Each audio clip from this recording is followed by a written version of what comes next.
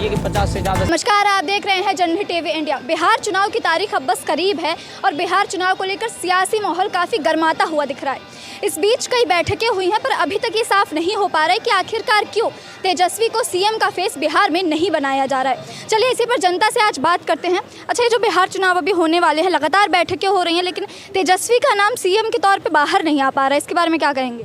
देखिए, तेजस्वी का नाम सीएम फेस के लिए क्यों नहीं आ रहा है, उस पर बहुत सारी अड़चनें हैं। पहला और सबसे बड़ा अड़चन तो ये है कि कांग्रेस पार्टी चाह रही है कि 50 से ज़्यादा सीट पर वो चुनाव लड़े, और अगर 50 से ज़्यादा, और तेजस्वी के पास ये डर है कि अगर वो कांग्रेस 50 से ज़्यादा सीटों पर चुनाव लड़ लेगा तो मुख्यमंत्री का फेस कन्हैया कुमार हो जाएगा। तो अब तेजस्वी तो यहाँ लटका हुआ है। तो तेजस्वी का जो सबसे मेन और सबसे बड़ा रीज़न है यही है कि पार्टी में सीट की बंटवारा नहीं हुई है सही ढंग से। सीट की बंटवारा जब हो जाएगी, जब सहमति हो जाएगी, तब सीएम फेस भी आपके सामने आ ही जाएगा। क्या सीट के बंटवारे के चलते कांग्रेस को बिहार के अंदर हार फेस करना पड़ सकता है? कांग्रेस का पूरे देश के अंदर ही हालत ऐसी है। अच्छा। कांग्रेस कहीं का नहीं है। देखिए, कांग्रेस का मोर्चा जब से राहुल गांधी संभाला है, इन्होंने कसम खा लिया उसी दिन किसी कुलदेवी के मंदिर में जाकर के, जब तक कांग्रेस का सत्यानाश नहीं हो जाएगा तब तक हम अध्यक्ष रहेंगे कांग्रेस। अच्छा जी। बिल्कुल, डेफिनेटली। आज देखिए, जिस प्रदेश में कांग्रेस की सरकार है उस प्रदेश का हालत देखिए आप। तेलंगाना का हालत देखिए, बाउची जंगल का अभी आपने 400 एकड़ की सफाई देख ली। जीव जंतु पर रहम नहीं खा रहा है कांग्रेस, तो इंसान पर कैसे खाएगा? और इंसान क्यों वोट करे उसको? पिछले 2 विधानसभा के चुनाव में और 2 लोकसभा के चुनाव में कांग्रेस 30 से ज़्यादा सीटें, लोकसभा में तो छोड़ दो आप, 30 सीटें तो कांग्रेस अपने में भी नहीं सोच सकता है। विधानसभा के चुनाव में कांग्रेस 30 सीटें नहीं ला पाई है, और लोकसभा के चुनाव में खाता नहीं खुल रहा है। अच्छा। और अब चाहता है कि विधानसभा में 50 सीटों पर चुनाव लड़ें। जैसे जैसे कांग्रेस में सरकार उनकी गिरी, उनको लगता है कि अब दूसरे स्टेट में धाक जमाया जाए। कांग्रेस की ऐसी स्थिति पूरे देश में है। नाम वही राहुल गांधी। राहुल गांधी क्या बोला 2 दिन पहले? देखिए, बेवकूफ़ का भी एक सीमा होता है। राहुल गांधी सारे सीमाओं को तार तार कर चुका है। बोला कि इस देश में मोची और बरहई के लिए अकाउंट नहीं है। मैं पूछना चाहता हूँ, मोची और बरहई के पीछे राहुल गांधी घूमते रहता है कैश लेकर के, या उसके पास अकाउंट है कि नहीं है? मुझे लेकिन हाल ही में तो क्या बोलते हैं, राहुल गांधी ने अपने एक रैली में बोला था कि इस बार अगर मैं जीत गया तो मैं ओबीसी, एसटी, जितने भी दलित वर्ग हैं उन सबका खास ख्याल रखूंगा। और कोई काम है? जातिवाद को छोड़ करके और कोई मुद्दा है आपके पास? पहले क्या निकला? भारत जोड़ो यात्रा, फिर क्या निकला? भारत जोड़ो न्याय यात्रा, फिर क्या निकला? जो रोजगार दो, पलायन रोको यात्रा, और अब निकलेगा चुनाव के बाद चप्पल मारो और कांग्रेस भगाओ यात्रा बिहार के अंदर। तो इनका ये पूरा मैनिफेस्टो है। जाति जनगणना एकमात्र मुद्दा है कांग्रेस को सत्ता में आने का। क्या कांग्रेस जो है वो बिहार के अंदर दबाव की राजनीति बना रही है इस बार? कांग्रेस दबाव की राजनीति? दबाव किस चीज़ से होता है? वजनदार चीज़ों से, हल्की चीज़ से। मतलब आप गुब्बारा से चाहते हैं कि लाल किला दबाया जाए? जनता सर्वसम्मति है, लोकतंत्र भारत के अंदर जनता का मत चलता है। हर जनता मत कर करके हर राज्य से कांग्रेस का सफाया कर रहा है। आप कह रहे हैं दबाव बनाया जाए। दबाव आप एक वक्त के लिए कहो कि बीजेपी दबाव बना करके सत्ता में आ सकती है, क्योंकि इसके पास कई राज्यों में मुख्यमंत्री है, कई राज्यों में कैंडिडेट है, और बहुत जो है कर्मठ और जुझारू कार्यकर्ता हैं। आप कांग्रेस को कह रहे हैं कि दबाव बना सकता है? क्या आपका कहना है कि बिहार के अंदर राहुल गांधी इतना सक्रिय होने के बाद भी चुनाव हारने ही वाले हैं? सक्रिय आपके लिए लगता होगा, आप जैसे कुछ पत्रकार के लिए, कुछ जो है चरण चुंबक के लिए लग रहा होगा कांग्रेस बहुत अच्छा काम कर रहा है, बहुत अच्छे हो। कांग्रेस की स्थिति गर्त में है मिला जुला करके। बात यह है, राहुल गांधी का कोई मेहनत नहीं है। मेहनत इनका पता है, राहुल गांधी का मेहनत कहाँ काम आता है? थाईलैंड में। इनका सारा मेहनत थाईलैंड में काम आएगा। इसका बचा खुचा मेहनत नेपाल के डिस्को में काम आता है। इसका मेहनत काम आता है व्हाइट हाउस में जाकर के जब भाषण देगा तो कहेगा कि हम भारत का झंडा उखाड़ देंगे। अच्छा, अभी अश्विनी चौबे ने ये बयान दिया था कि नीतीश जो हैं अब वो उप प्रधानमंत्री के पद पर लड़ेंगे। देखिए, उन्हें मोदी जो हैं वो उप प्रधानमंत्री बनाएंगे। इस पर क्या कहना है? किसने बोला था? अश्विनी चौबे। अश्विनी चौबे। सबसे पहले बात, नीतीश कुमार जी का कार्यकाल बहुत शानदार रहा है बिहार के अंदर। मैं खुद बिहार से आता हूं, और 2005 के बाद से एनडीए का कार्यकाल जो बिहार में रहा है, नीतीश कुमार मुख्यमंत्री नीतीश कुमार जी का जो 7 निश्चय योजना इंप्लीमेंट हुआ बिहार के अंदर रोजगार, पानी, बिजली, सुरक्षा के मामले में, महिला आरक्षण के मामले में, सारा मुद्दा जो काम हुआ है बहुत ज़बरदस्त। एकमात्र काम है जो बिहार में चुनाव का मैनिफेस्टो भी रहने वाला है, वो है सिर्फ इंडस्ट्रीज़ का मुद्दा। आप उन एक मुद्दे पर ही चुनाव लड़ा जा सकता है बिहार के अंदर। कुछ कंपनियां लगेगी, बिहार में पलायन रुकेगा, यही एक मुद्दा हो सकता है। और जहाँ तक नीतीश कुमार जी की बात है तो वो इस बार मुख्यमंत्री नहीं बनेंगे, ये मैं आपको दावे के साथ कहता हूँ, क्योंकि मुख्यमंत्री का नया चेहरा बिहार का युवा देख रहा है, बिहार की जनता देख रही है। अच्छा, मृत्युंजय तिवारी कह रहे हैं कि बिहार के अंदर नीतीश की लोकप्रियता खत्म हो रही है और अब कहीं ना कहीं जेडीयू का विलय होना भी तय है और ये केवल मोदी के कारण है। मृत्युंजय जो आदमी है तिवारी जी का लोकप्रियता तो प्रधानमंत्री के कैंडिडेट के होंगे, इसलिए नीतीश कुमार जी का लोकप्रियता। नीतीश कुमार जी का के बारे में आप किसी प्रदेश में जाकर के पूछ लीजिए, अगर आपको ना बता दे कि he is chief minister of Bihar तो आप मुझसे कहिएगा। नीतीश कुमार जी प्रखर लोग हैं जिन्होंने राजनीतिक के लिए अपने घर परिवार को त्यागा और बिहार के लोगों को एक अच्छा राजनीतिक सुगम राजनीति दिया है और अभी तक एक बिना किसी दाग के आज तक पद पे है। तो उनके बारे में मृत्युंजय तिवारी क्या बोले, मैं तो आज मृत्युंजय तिवारी का नाम तक नहीं जानता था, अभी आपने बताया तो मैं जानता हूँ उनका नाम। मृत्युंजय तिवारी का कोई नाम नहीं सुना आपने? कभी सुना ही नहीं। किनका नाम? अशोक महतो का नाम सुनोगे आप? महागठबंधन क्यों नहीं, महागठबंधन सत्ता में आने का क्या रीज़न नहीं है? कहता है कि आप हरा गमछा बनोगे तो आरजेडी का बेटा हो जाओगे। बताओ, ऐसी गाना आती है, अभी भाई बहन योजना की बात होती है और जो है वो गाना में इतना अश्लील आरजेडी का गाना निकलेगा अभी चुनाव के टाइम में, आप खुद सुनिएगा। कहता है कि जब आरजेडी सरकार बनतो तब यादव रंगदार बनतो, तो अब रंगदारी चाहते हैं। डिजिटल युग में आप रंगदारी की बात करते हैं, यहाँ सर्वसम्मति की बात हो। यहाँ अशोक महतो जैसा क्रिमिनल नहीं पाला जाएगा बिहार के अंदर। बिहार के अंदर सबका साथ, सबके विकास, सबके प्रयास और सबके विश्वास के साथ मोदी जी की सरकार चलेगी।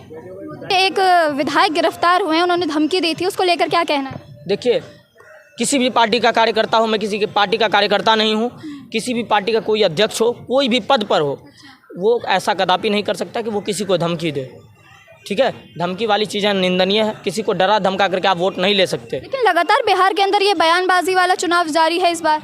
वो तो हमेशा, देखिए, राजनीति की प्रारंभ जो है बिहार से हुई है। सबसे ज़्यादा दिलचस्प राजनीति बिहार की ही होती है। बहुत बड़े बड़े राजनेता हैं, बिहार के खून में ही राजनीति है। बिहार के बच्चों से पूछोगे कि राजनीतिक के बारे में तो ज़रूर बताएगा वो, चाहे अपना पढ़ाई लिखाई उसका जीरो हो, लेकिन राजनीति की पढ़ाई उनकी काफ़ी होती है। क्या लगता है, राहुल गांधी जो है वो बार बार कन्हैया कुमार के पीछे पड़े हुए हैं उन्हें सीएम फेस बनाने पे, क्या वो इस चीज़ में सफल हो पाएंगे? राहुल गांधी देशद्रोही के पीछे पड़ा हुआ है। कन्हैया कुमार कौन है? कन्हैया कुमार वही है ना जो कहता था कि भारत तेरे टुकड़े होंगे इंशाल्लाह इंशाल्लाह। कन्हैया कुमार वही है ना जिनके वजह से शाहीन बाग बना था दिल्ली में। कन्हैया कुमार वही है ना जिसको दिल्ली में पिटा गया, बिहार जाकर के नेतागिरी शुरू कर दिया है। ये इस तरह के लोग लगातार दिल्ली में मार खाते हैं। तो एक जगह राजनीति करिए, अगर आप छोटे मोटे फेस हैं तो। मनोज तिवारी को देखिए, बिहार के थे, लेकिन दिल्ली से जब दिल्ली की जनता ने उनको चुना तो वो दिल्ली में काम करने लगा। तो अब कन्हैया कुमार ना घर का ना घाट का, ना बिहार में कुछ हो पा रहा है, ना पिछला चुनाव बिहार में भी लड़ा था, हारा था कि नहीं हारा था, इस बार दिल्ली में लड़ा, हारा कि नहीं हारा। तो कहीं ना कहीं सोशल मीडिया का असर है कि कन्हैया कुमार को राहुल गांधी सीएम का फेस बनाना चाह रहे हैं, उनकी लोकप्रियता के। कन्हैया कुमार देशद्रोही है, पूरी जिम्मेदारी के साथ कहता हूँ मैं। कन्हैया कुमार की जांच होनी चाहिए। जो अगर इस देश के संगठन और संघ को, इंदिरा गांधी के सरकार में आरएसएस के एक कमांडर के आरएसएस के एक टुकड़े को दिल्ली के परेड में शामिल किया गया था, और आज उसी इंदिरा गांधी का बनाया हुआ इस कांग्रेस पार्टी के साथ मिलकर के कन्हैया कुमार आरएसएस को संघी और नफरतवादी गैंग कह रहे हैं। आरएसएस को उन्होंने हाल ही में आतंकी बोला था।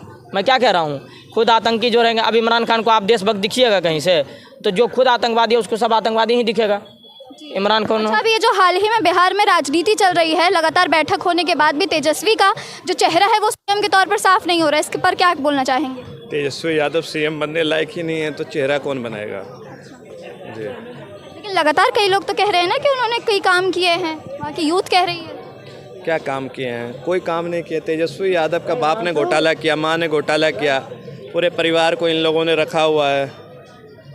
मीसा भारती हो गए, तेज प्रताप यादव मूर्ख, तेज प्रताप के बाद तेजस्वी मूर्ख, ये सारे लोग एक तरीके से खानदानी पॉलिटिक्स करते हैं और इसमें बिहार को किस तरीके से लूटा जाए, खसोटा जाए, यही इनका एक तरीका। अभी हाल ही में मृत्युंजय तिवारी ने यह बयान दिया है कि जो नीतीश कुमार है उनकी लोकप्रियता बिहार के अंदर ख़त्म हो रही है और इसका कारण जो है वो मोदी सरकार है। मृत्युंजय वगैरह जो है ये लोग तो बहुत छोटा मोटा प्रवक्ता है, एक तरीके से आरजेडी एक छोटी पार्टी का छोटा प्रवक्ता, आप ये मान लीजिए। मृत्युंजय तिवारी जी को ये कम से कम सोचना चाहिए कि ये लोग इस तरह का बयान नहीं देंगे तो आरजेडी में रह नहीं पाएंगे। क्या कांग्रेस जो है बिहार के अंदर इस बार दबाव की राजनीति खेल रही है? कांग्रेस का वहाँ क्या वजूद है, मेरे को ये बताइए कि बिहार में कांग्रेस को कौन जानते हैं? वो विपक्ष के साथ उसने गठबंधन कर लिया है।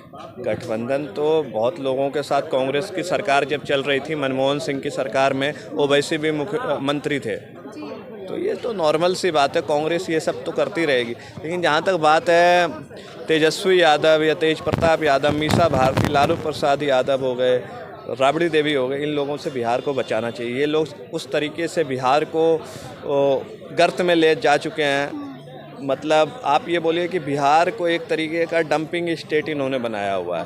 डंपिंग स्टेट जी। और मैं ये बोलूँगा कि जितने भी लोग हैं, जैसे मैं बिहार से हूँ, बिहार के हर वर्ग में बहुत प्रबुद्ध लोग हैं, चाहे वो मीडिया देख लीजिए, IAS देख लीजिए, IPS देख लीजिए, सिविल सर्विसेज में हैं ही हैं, मेडिकल में, अलग अलग क्षेत्रों में। वो लोग बिहार के बाहर जा कर के इन्होंने काम किया हुआ है। अच्छा, अगर इन्हें बिहार में मौका मिलता तो कितना अच्छा और काम होता।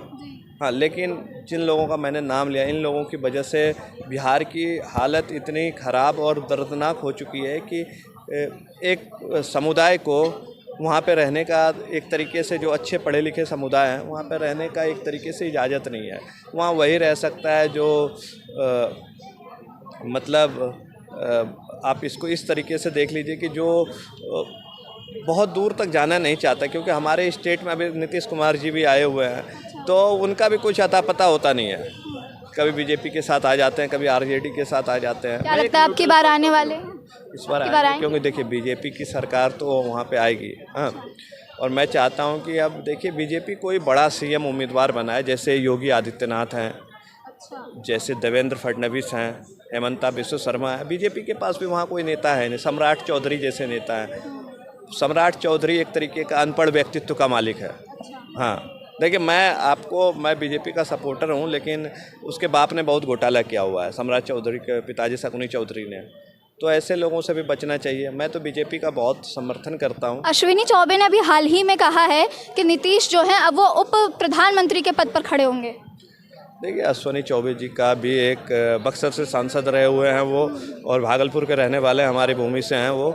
तो ऐसा नहीं है कि अब उनकी बात को मैं क्या बोलूँ कि नीतीश कुमार जी को तो अब रिटायरमेंट ले लेना चाहिए, मुझे ये लगता है। क्योंकि देखते हैं आप उसका मानसिक हालत देखिए, मानसिक हालत, कभी प्रधानमंत्री का हाथ छू लेते हैं, कभी राष्ट्रगान में हिलने डुलने लग जाते हैं। ये लोगों को भी समझना चाहिए कि किसी चीज़ का एक अंत होता है। सचिन तेंदुलकर जैसे बड़े खिलाड़ी भी क्रिकेट से संन्यास लिए।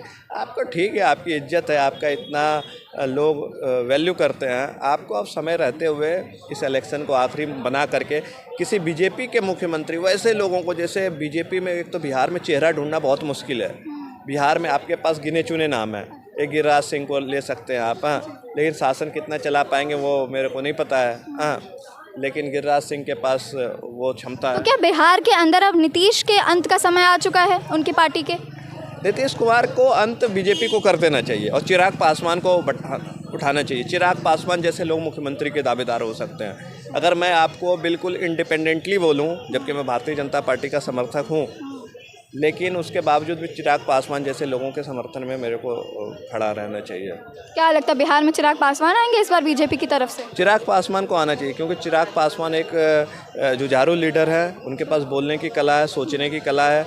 अभी देखिए रामविलास पासवान का जो उनका मंत्रालय है उसको अच्छे से चला रहे हैं वो। तो मुझे उम्मीद है कि चिराग पासवान को बड़ी जिम्मेदारी देनी चाहिए। तो ये थी लोगों की राय बिहार चुनाव पर। एक तरफ लोग कह रहे हैं कि चिराग पासवान को CM का फेस देना चाहिए, तो वहीं लोग कह रहे हैं कि अब तेजस्वी यादव को CM का फेस नहीं बनना चाहिए क्योंकि वो एक कमज़ोर पार्टी से हैं। आप देखते रहिए है जनहित TV इंडिया।